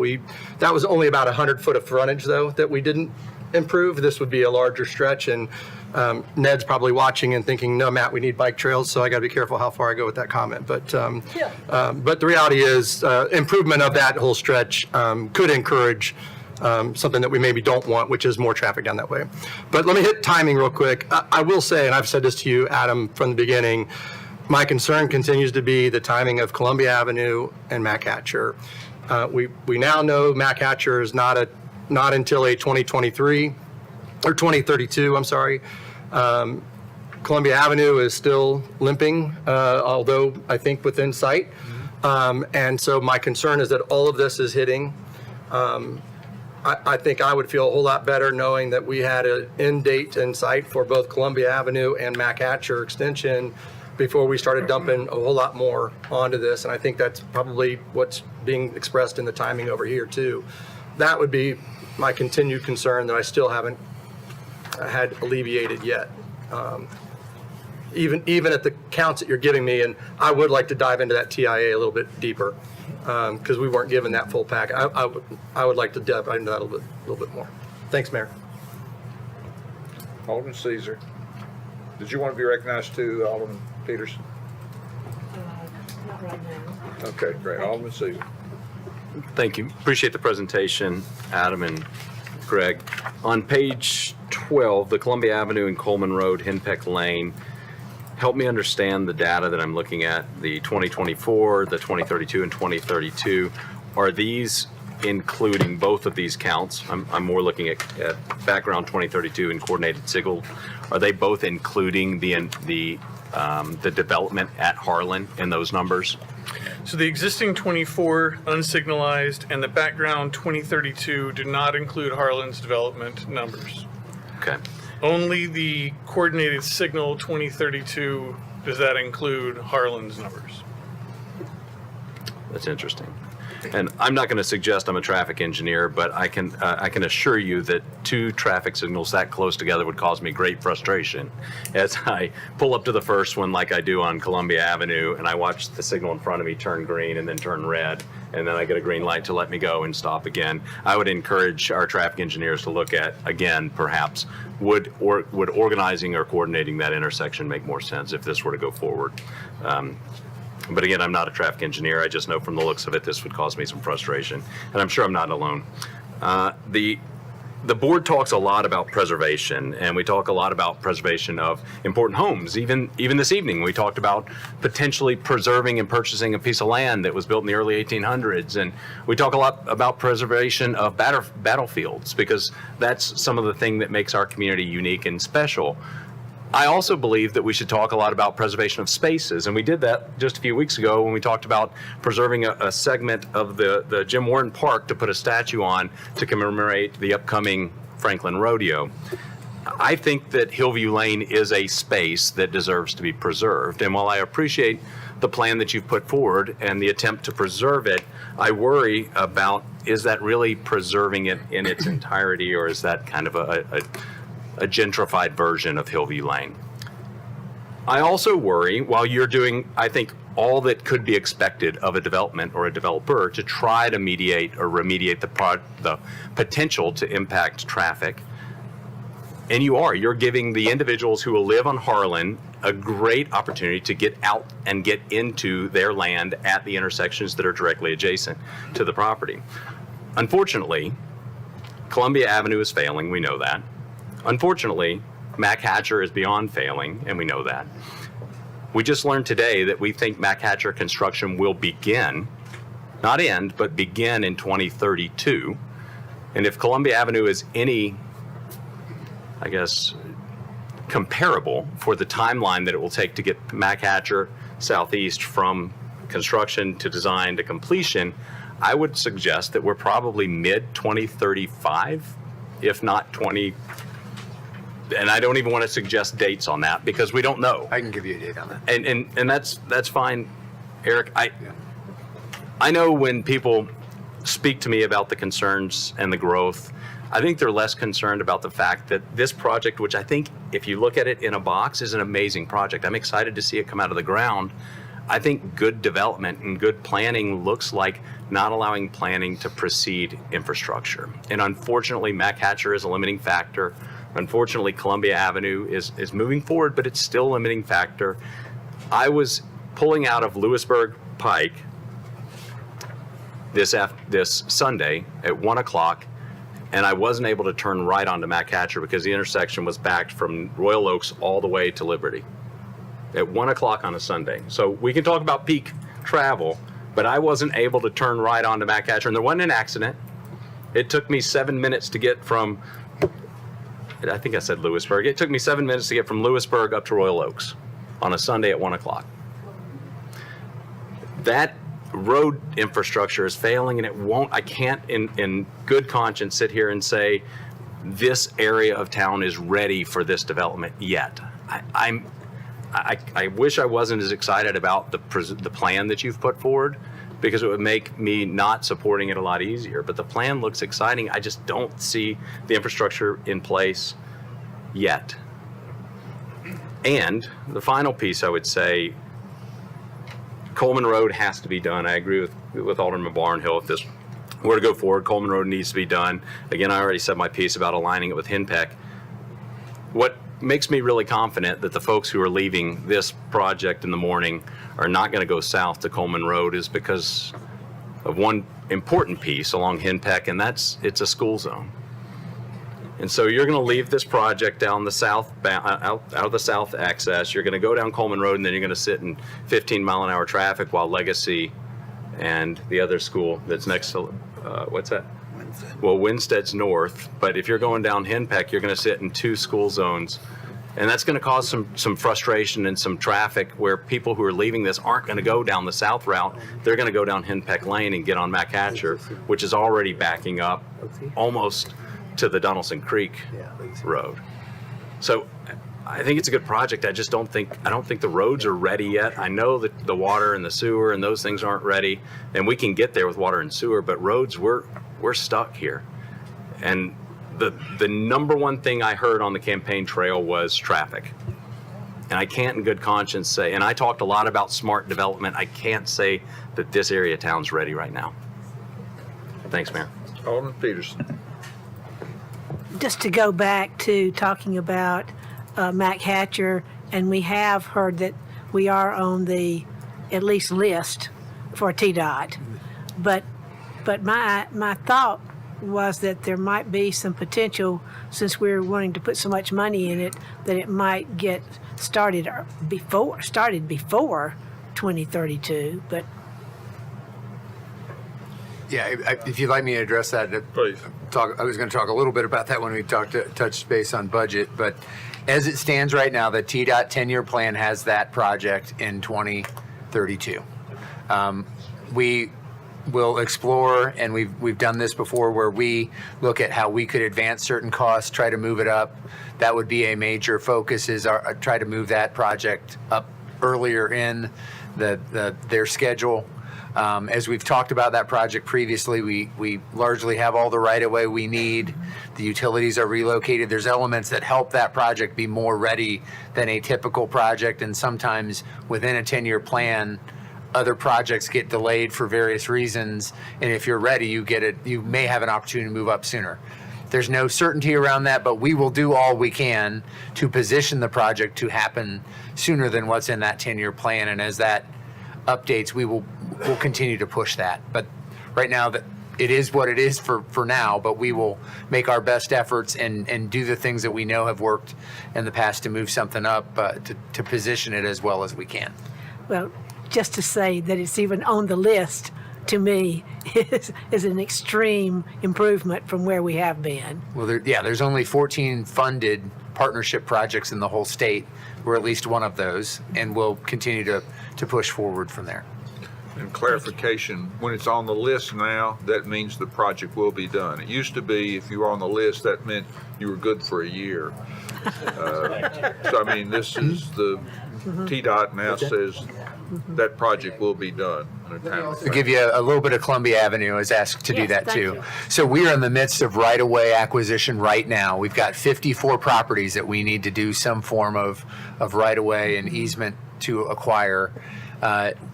That's probably a 2.5-year process with that many properties.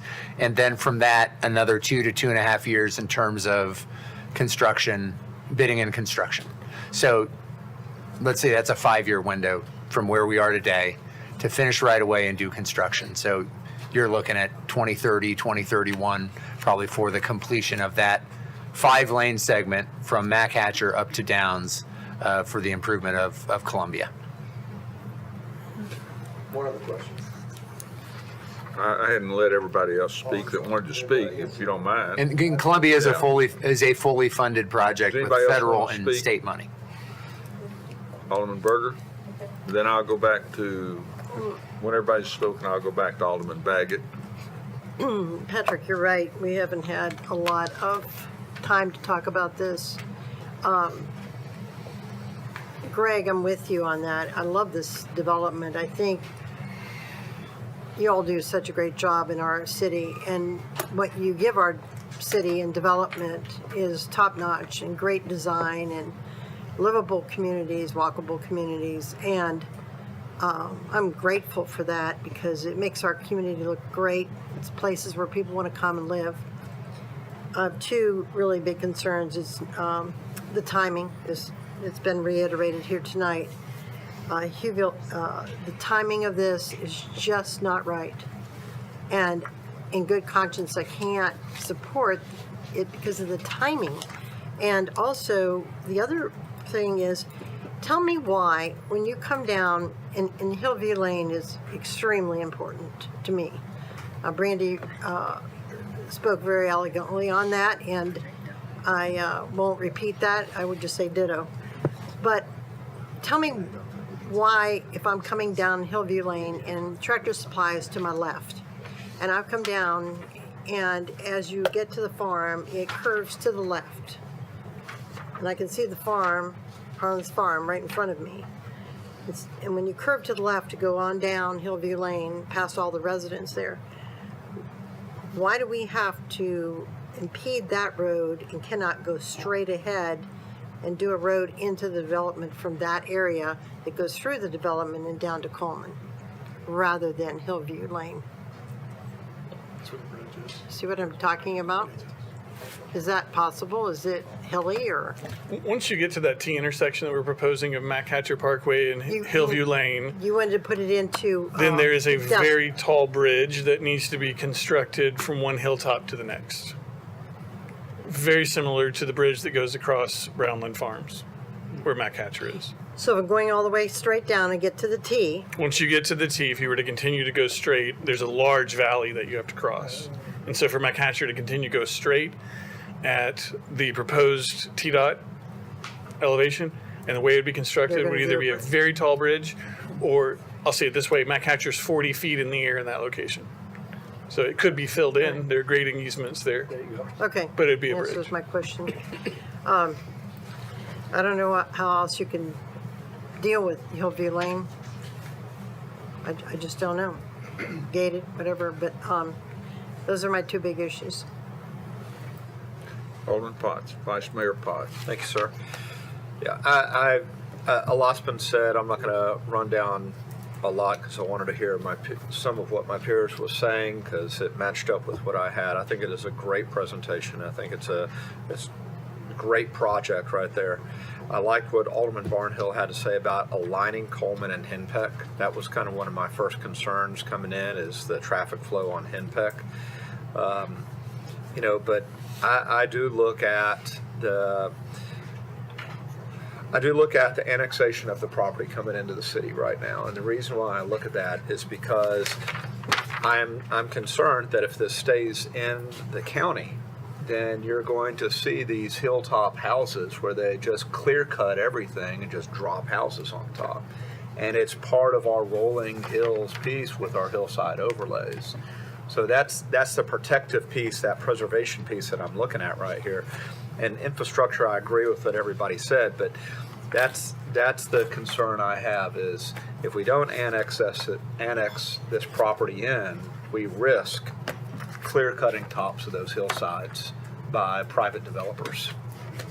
And I just wanted to put that out there. Real quick, and this is good feedback, and this is why these are helpful, because I get to hear from our fellow aldermen, and I do appreciate that. I've heard everyone say they love this development, actually. Actually, pretty much everyone here has said this is 0.68 houses per acre. There's 30,000 square feet of office, which is about 8 offices the size of my, 4,000 square foot office that houses 10, 15 people.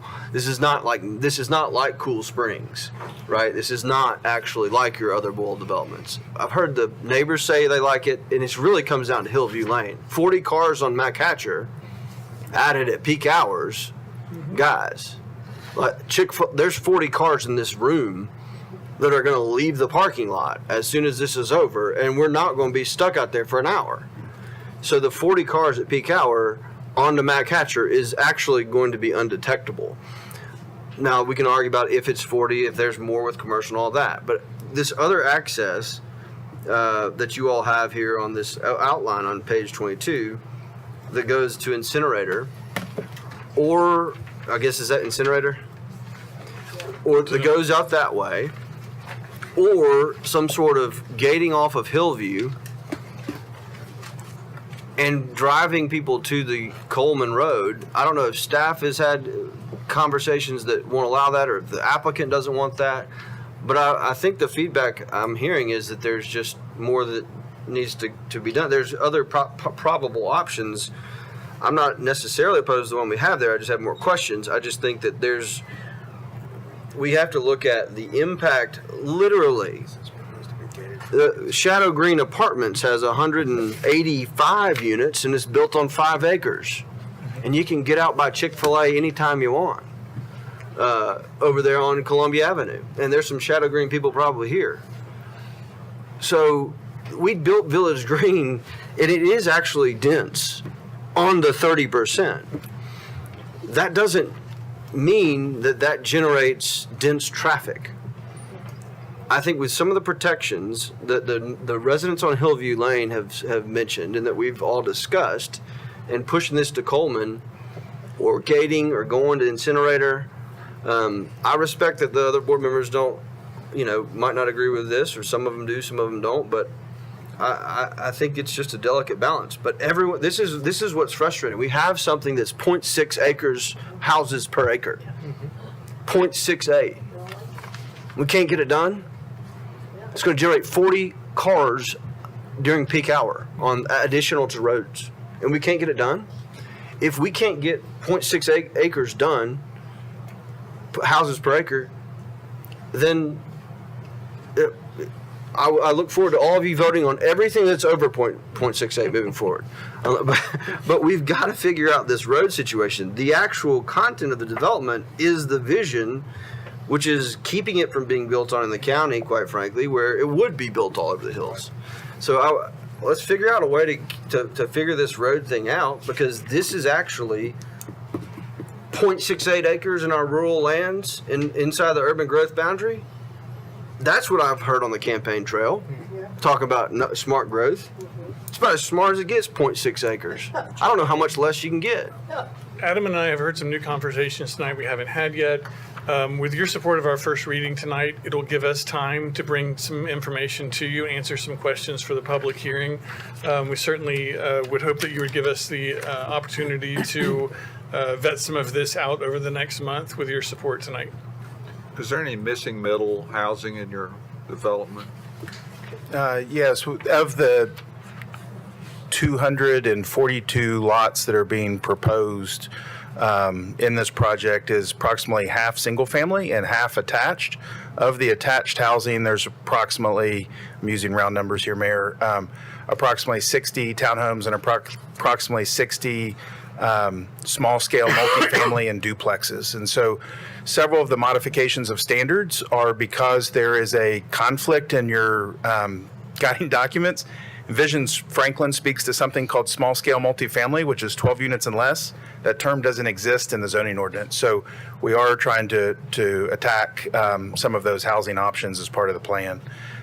Last thing I'll mention to piggyback off what Greg said, just to clarify, as relates to some of the phasing that Alderman Berger and others spoke to.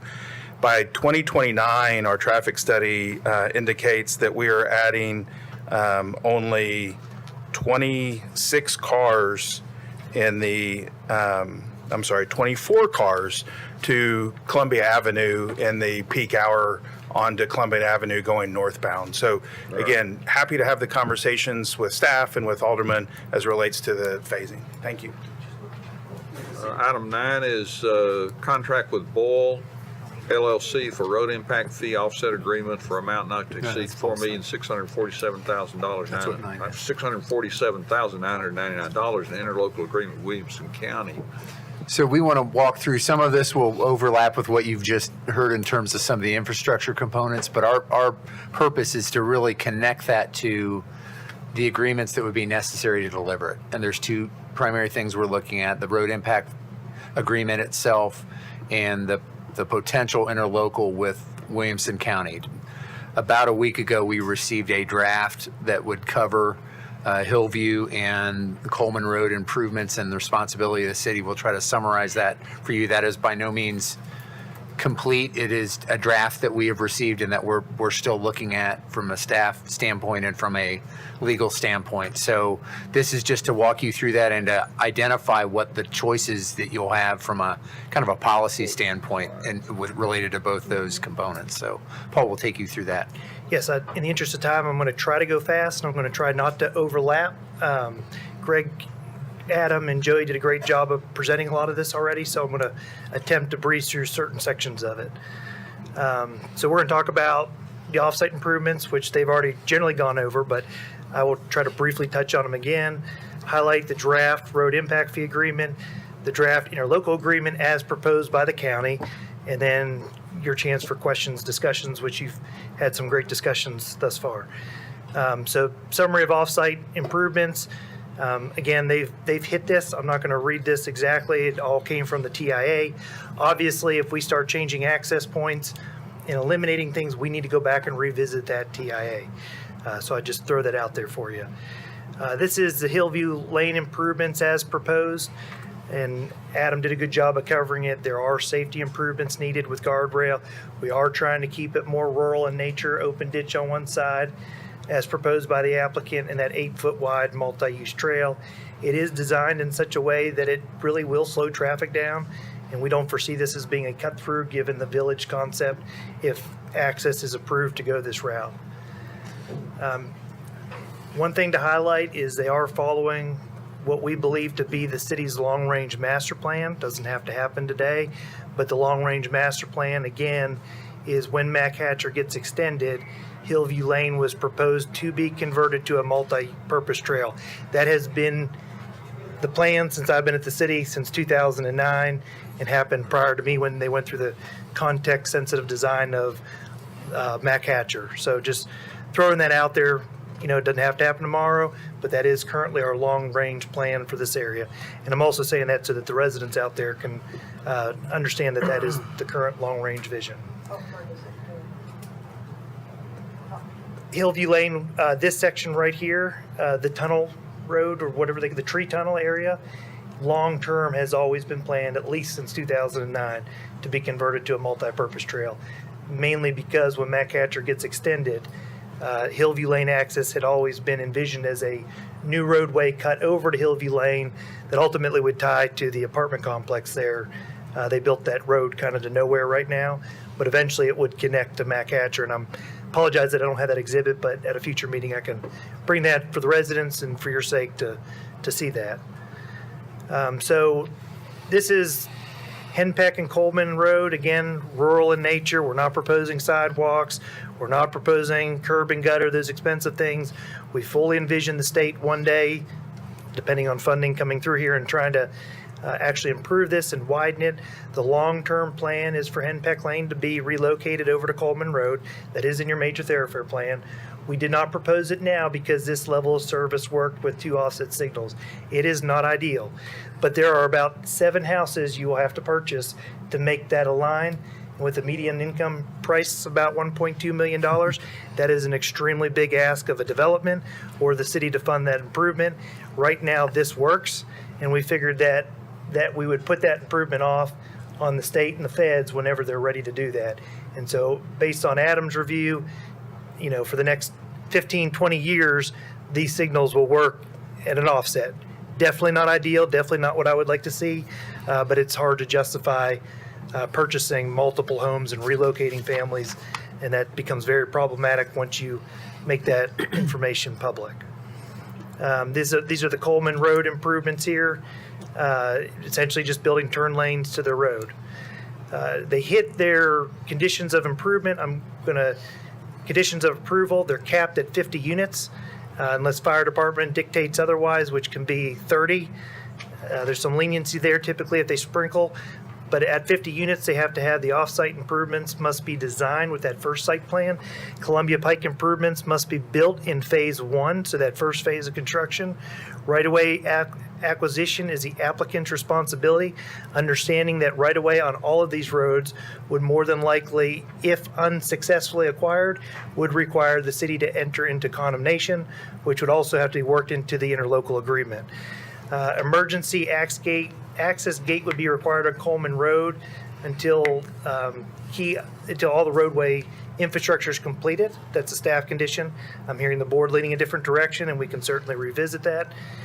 Construction traffic cannot use Coleman Road until the improvements are finished. Adam highlighted that's where all the utilities are coming from.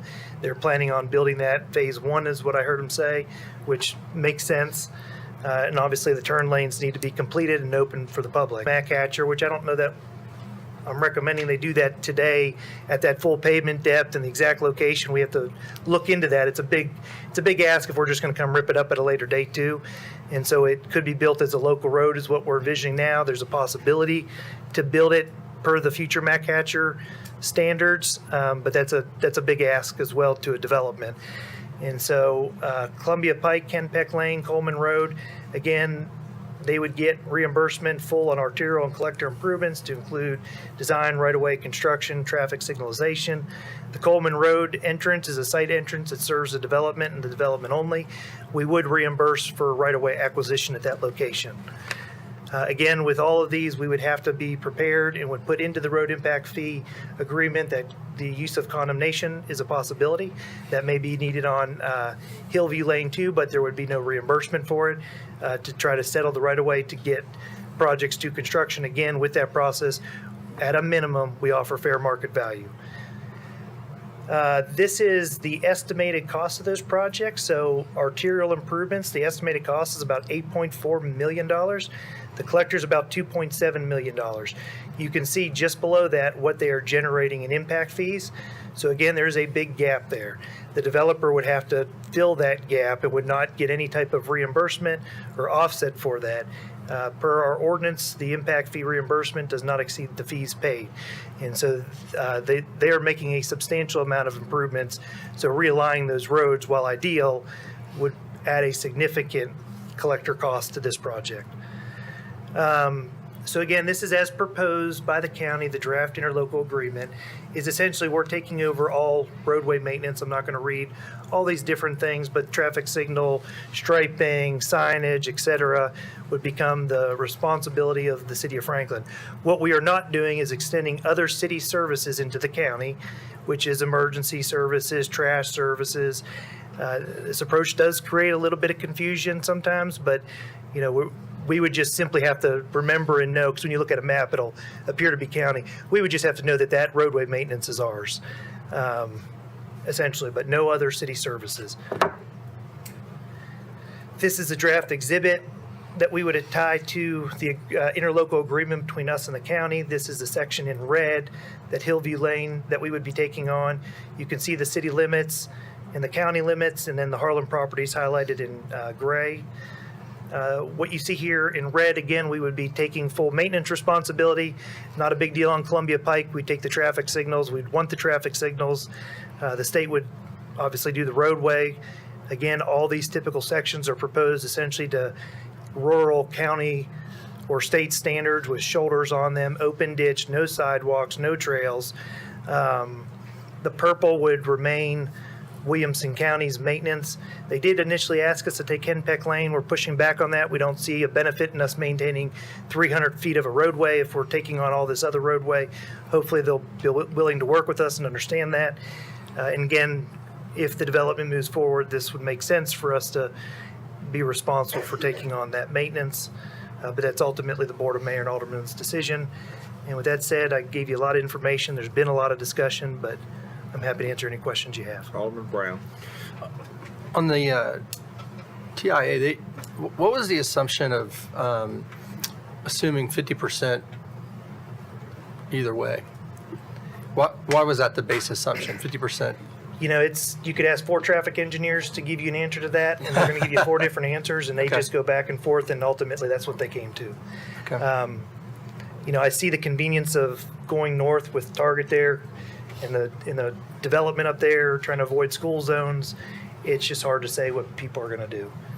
I mean, 40 cars is negligible. I totally agree, and you're right. This is a design concept that we're trying to get implemented. I'm trying to understand. I want to get the count right, and I want to understand sort of the assumption that went into getting to that number. So, Yeah. Can you speak to why the gate question I had from the city's perspective? Why not allowing or making that an emergency only in maybe residents? Well, our preference is always connectivity. It's a good practice. We don't see a whole lot of cut-through traffic. You know, I don't see someone driving down Columbia Avenue and trying to cut through this village concept. Lots of stop signs, urban development, rural roads, windy roads. We don't think that the development density is that high that it's adding so much traffic to Hillview Lane that it's problematic. You know, Just two-lane- generally gating a public road is not something Correct. we do. It's not So normal, but it's this not- is a historic asset. Gates Got Alderman Potts before you, Alderman Baggett, Gates so. don't always go maintained. And for our fire department to respond to this efficiently, quickly, effectively, they got to have Hillview Lane. And gates are not always maintained. Sometimes they go bad, and that's problematic in our eyes. For them to respond down Columbia Pike to Coleman Road, my guess is they're not going to be able to meet their response times. That's a question for the chief and Andy King, but that's my general understanding of it. Vice Mayor. Thank you, sir. This is on slide 4, and this is looking, if this road were to move forward, could you just give us a little bit of information? What if this was city street? What the from a safety perspective, what the speed would be on this road? Also, could it possibly be reduced? Because I see it more of a scenic road as well. And then also, is there any restrictions that we can place on the road that would prevent any type of multi-axle vehicle from using this road and it being used primarily just for we'll just say the casual driver rather than delivery, things like that? Yeah, so I mean, it could be a 20, 25 mile per hour roadway. Okay. We'd really have to look at the curvature. Hopefully, people are going to drive the speed that they feel safe typically on a road. So we need to look at the curvature. It's a pretty windy road, so I think 20 miles per hour would probably be appropriate. 25 miles per hour would be appropriate. You could certainly try to restrict truck access. They're currently prohibited on local roads regardless. We could further sign that. It becomes an enforcement issue because if they're making a local delivery, the truck drivers don't always know. But I suspect and I trust that Boyle will do a good job really signing it during the construction phase and really trying to prevent people from utilizing it. Now, the residents will certainly use it all the time. Again, it's not a tremendous amount of trips given the development size. A 2-lane road is more than adequate in our viewpoint. I do get it really changes the character for those 5 houses out there as well. Hopefully that answered your questions. Yes, sir, it does. Alderman Barnhill. Go back one more time on the number of houses that were on Henpeck that you said would have to be purchased. I think you said 7 at 1.1 or 1.2 million. That's the average selling price of a new house. Because I don't see the 7 on here. I see, Yes. why, it could be less than that, but certainly it's only on one side of the road. 4 houses and then 1 vacant lot is what I'm seeing. Okay, that's about what I saw then. Yes. Okay. So I estimated high. Apologize. Can we go to the next item, which is City of Franklin Contract 2025-0110 with Boyle Investment Company for Parkland Impact Fee and Construction Agreement. Any questions about that one? If not, I'd like to go to the last item, which is FY26 Proposed Budget Update. And I know we're short of time. My purpose to have this on here is really to just get you all thinking more about process. There are moving parts in this budget that we don't normally deal with. We just this afternoon got our certified tax rate.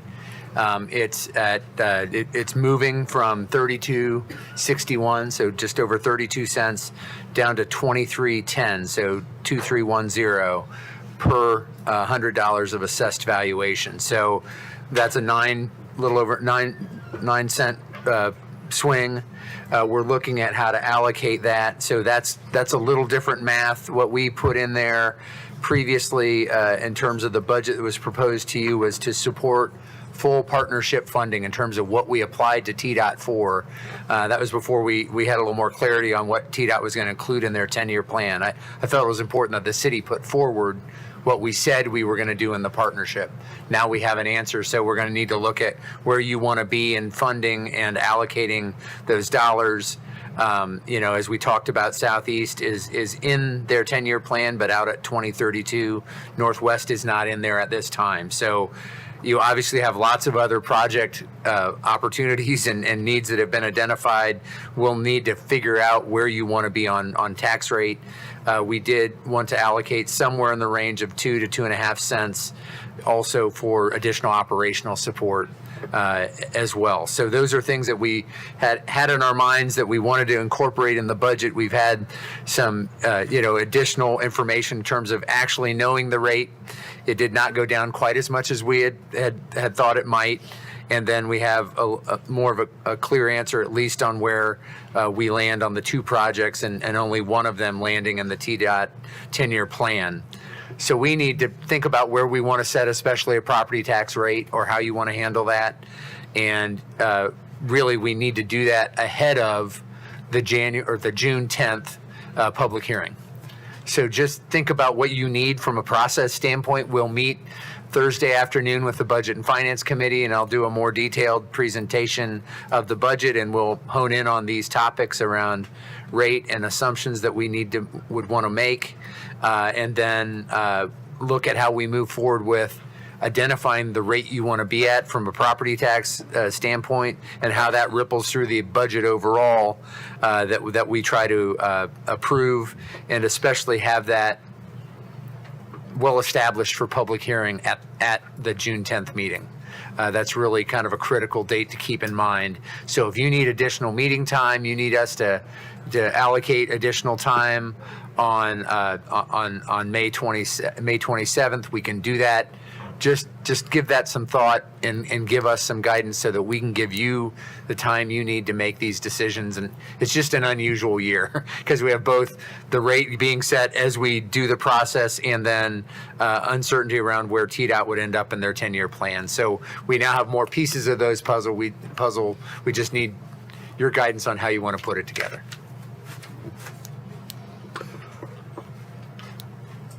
We'll be back in 10 minutes. Yeah, just give that some thought and give me feedback. Thank you.